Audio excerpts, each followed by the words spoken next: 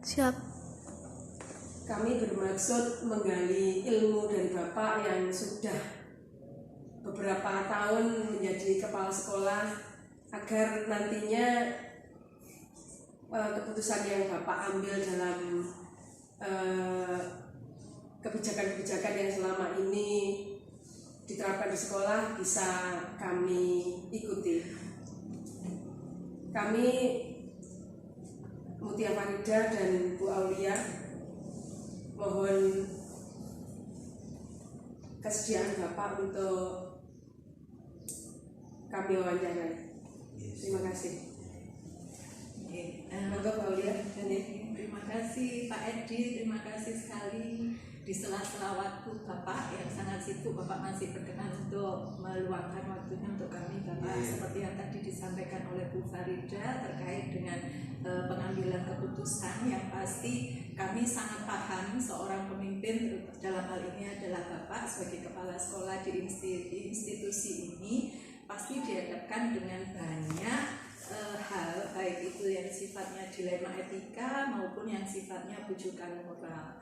Pak, bisa mungkin diceritakan kepada kami Pak, selama ini yang Pak Edi lakukan untuk mengidentifikasi apakah sesuatu itu atau situasi itu kita katakan sebagai dilema etika ataukah itu dikatakan sebagai bujukan moral, itu bagaimana Pak kalau menurut Bapak? Terima kasih Bu Mutia. Sebelumnya saya ucapkan terima kasih Anda mewakili sekolah kami, sekolah kita Semangat Bersatu Turen yang nantinya sebagai calon kepala sekolah.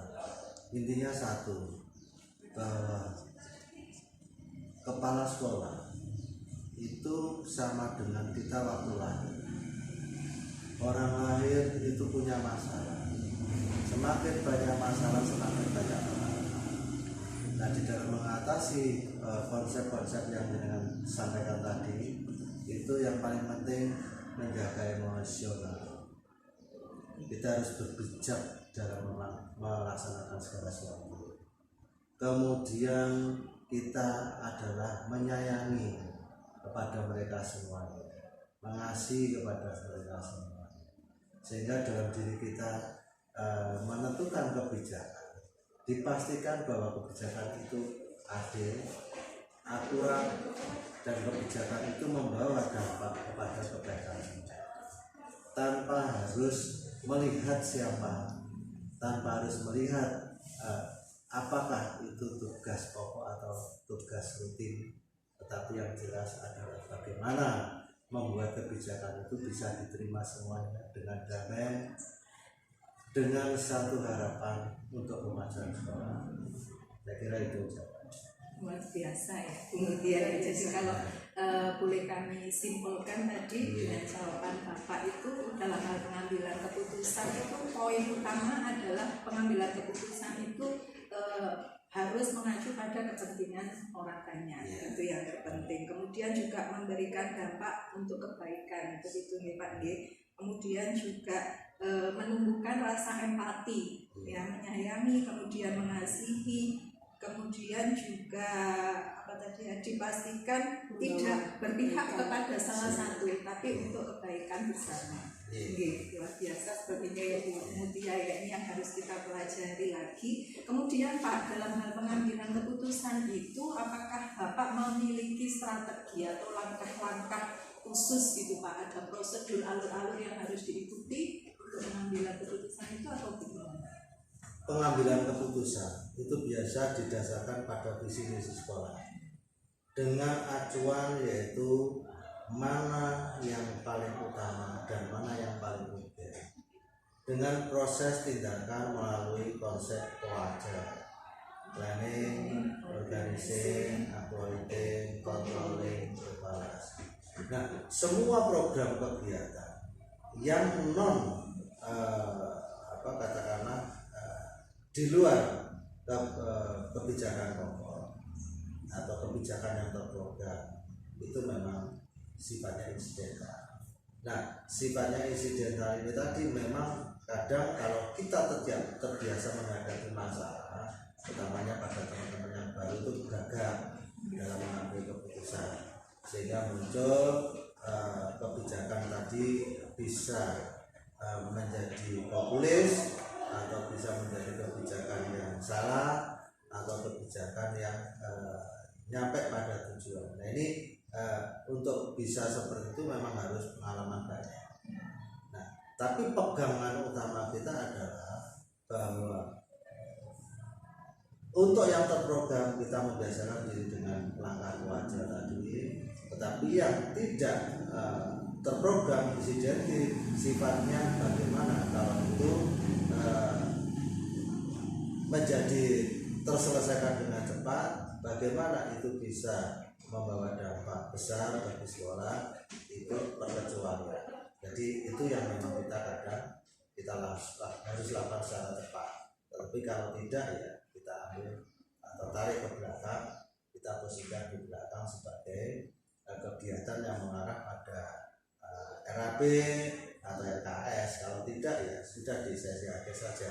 Tetapi yang urgen tapi itu ada kepentingan dan sesuai dengan RKS ya kita tidak akan gitu ya.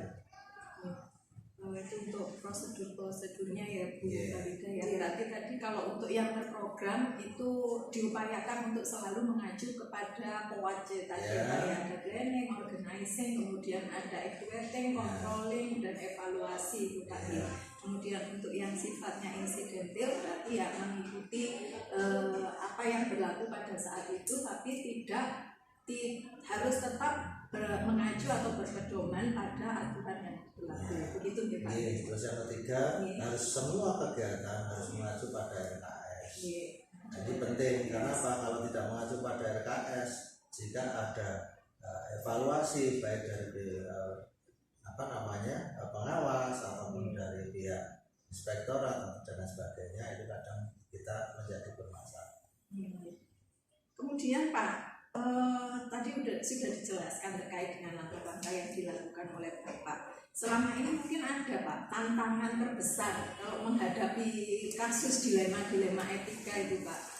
Kalau dilema etika itu seringkali terjadi memang antara perasaan, antara naluri sebagai bapak itu memang kontras, tetapi harus kita pilih.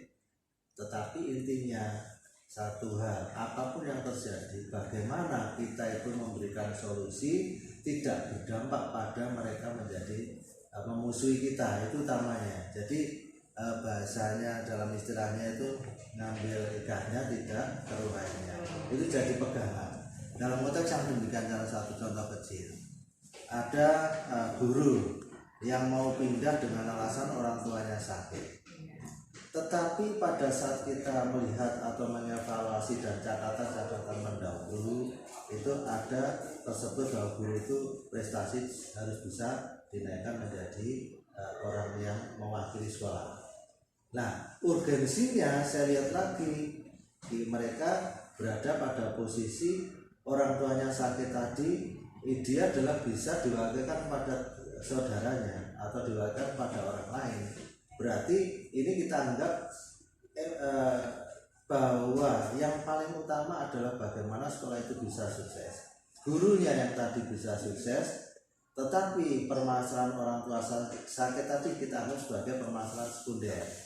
Tapi primernya adalah bagaimana sekolah itu memiliki guru yang berprestasi dan guru yang bisa diandalkan sehingga visi misi sekolah tadi terwujud. Itu ya Bu ya. Itu poin terpenting di sana. Jadi melihat sisi-sisi primer sekundernya. Kalau ini ditinggalkan sekolah, maka ya benar ada orang yang bisa menyamai, tapi pada posisi itu kasihan karirnya kalau nanti dia pindah di sekolah yang lain, maka dia akan menjadi nomor sekian. Nah, ini kita juga harus dalam seperti itu. Itu saya kira. Kasus dilema etika di sekolah itu sama dengan yang saat ini memang kita pelajari Pak. Jadi yang kita pelajari terkait dengan dilema etika itu secara teorinya ada 4 paradigmanya. Yang pertama itu individu versus kelompok. Jadi yang seperti dicontohkan Bapak ini tadi sepertinya pas sekali dengan individu versus kelompok karena harus tetap mengutamakan kepentingan, tetap berpihak kepada yang lingkup yang lebih luas, yang lebih besar. Dan berdampak juga sebenarnya bagi individu sendiri. kemudian juga paradigma yang jangka pendek, jangka panjang. Paradigma jangka pendek, jangka panjang. Kalau jangka panjangnya tadi itu adalah aset sekolah. Jangka pendeknya tadi bisa diselesaikan